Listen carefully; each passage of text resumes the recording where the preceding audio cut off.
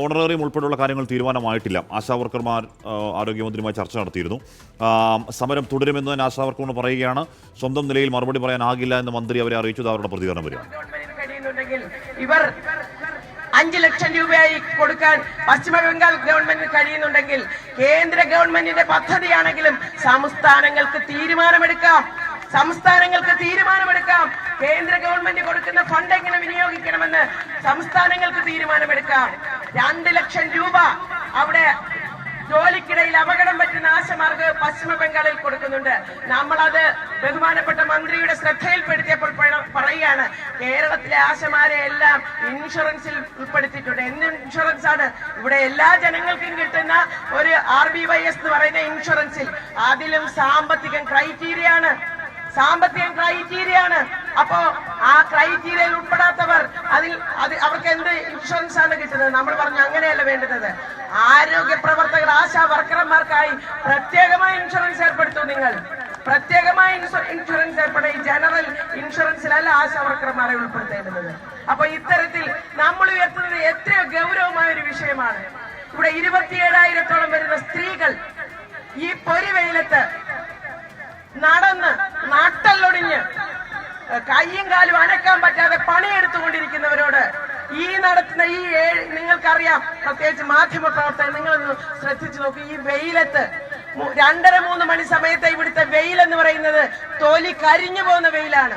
ആ വെയിലത്തും ഇവിടുന്ന് എഴുന്നേക്കാതെ ഈ ആശാ സഹോദരിമാർ ഇവിടെ ഇരിക്കുന്നുണ്ടെങ്കിൽ എന്തിന്റെ അടിസ്ഥാനത്തിലാണ് അവർ ഇവിടെ വന്നത്? അവരുടെ ജീവിത പ്രാരാബ്ധങ്ങൾ അവരെ ഇവിടെ നിന്ന് പിന്മാറാൻ അനുവദിക്കുന്നില്ല. ഈ ജീവിത പ്രാരാബ്ധങ്ങളുമായി ഇനി കടന്നു പോകാൻ അവർക്ക് കഴിയില്ല.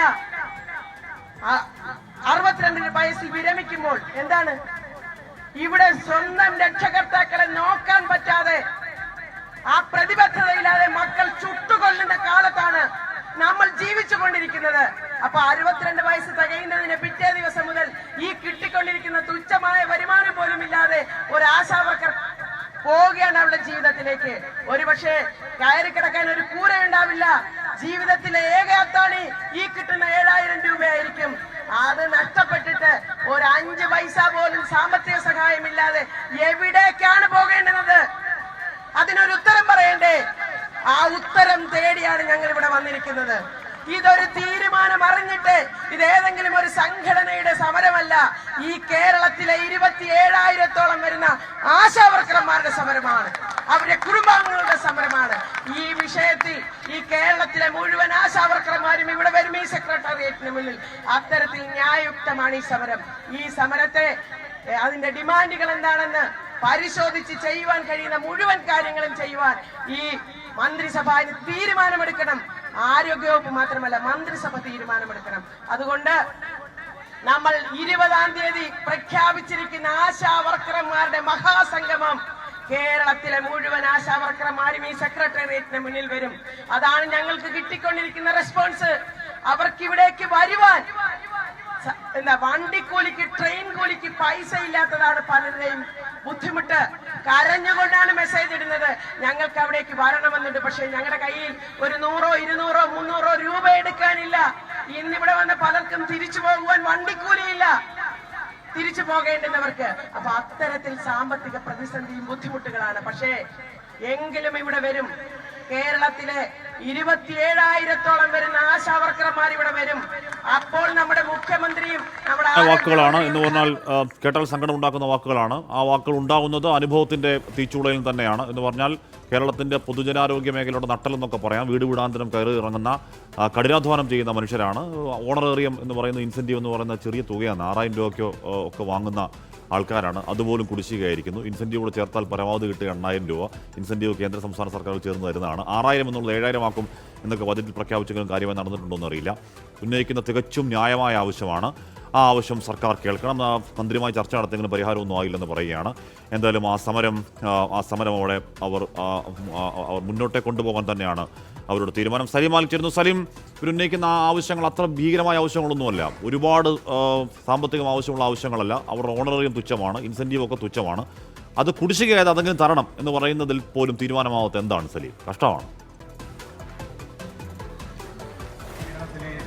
ഹാഷ്മി, ഈ സമരം ആരംഭിച്ച 6-ാം ദിവസം മന്ത്രി ഒരു ചർച്ചയ്ക്ക് വിളിക്കുന്നു. ചർച്ചയ്ക്ക് വിളിച്ച ശേഷം ഈ സമരക്കാരോട് പറയുന്നത് ഈ നേരത്തെ തന്നെ ഈ സമരത്തിന്റെ ആവശ്യങ്ങളൊക്കെ ഈ മന്ത്രിക്ക് ഉൾപ്പെടെ അറിയാമായിരുന്നു. പക്ഷേ ആ സമരത്തിന് വിളിച്ച ശേഷം നിങ്ങൾ ഉയർത്തിയ ആവശ്യങ്ങൾ പരിഗണിക്കാൻ ധനമന്ത്രിയുമായി ആലോചിക്കണം, ചില വിഷയങ്ങൾ മന്ത്രിയുമായി കൂടി ആലോചിക്കണം എന്നൊരു വിചിത്രമായ മറുപടി ആരോഗ്യമന്ത്രിയുടെ ഭാഗത്ത് നിന്ന് ഈ വിഷയത്തിൽ ഉണ്ടാകുന്നു എന്നുള്ളത് അങ്ങേയറ്റം സങ്കടകരമാണ്. കാരണം ഇവർ ഈ ആവശ്യം ഇന്നോ ഇന്നലെ ഉന്നയിക്കാൻ തുടങ്ങിയതല്ല, അതല്ലെങ്കിൽ ഈ ചർച്ചയ്ക്ക് പോകുമ്പോൾ ആ ചർച്ചയിൽ മന്ത്രിക്ക് മുൻപിലേക്ക് വെച്ചതല്ല. ഇതിനു മുൻപ് തന്നെ ഇവർ പലതവണ നിവേദനം നൽകിയിട്ടുണ്ട്, പലതവണ പല വിഷയങ്ങൾ ശ്രദ്ധയിൽപ്പെടുത്തിയിട്ടുണ്ട്. കഴിഞ്ഞ 6 ദിവസമായി പോസ്റ്റർ അടിച്ച് ബാനർ കെട്ടി ഇവർക്ക് മുൻപിൽ ഈ മുദ്രാവാക്യങ്ങൾ കഷ്ടപ്പെട്ട് പണിയെടുത്ത് 62 വയസ്സാകുമ്പോഴേക്കും ആനുകൂല്യം തരത്തില്ല, ആശാവർക്കർമാർ സേവനം അവസാനിപ്പിച്ചോണം എന്നൊരു ഉത്തരവൊക്കെ ഇറങ്ങിയായിരുന്നു. ആ ഉത്തരവെങ്കിലും പിൻവലിക്കാൻ തയ്യാറാവുമോ?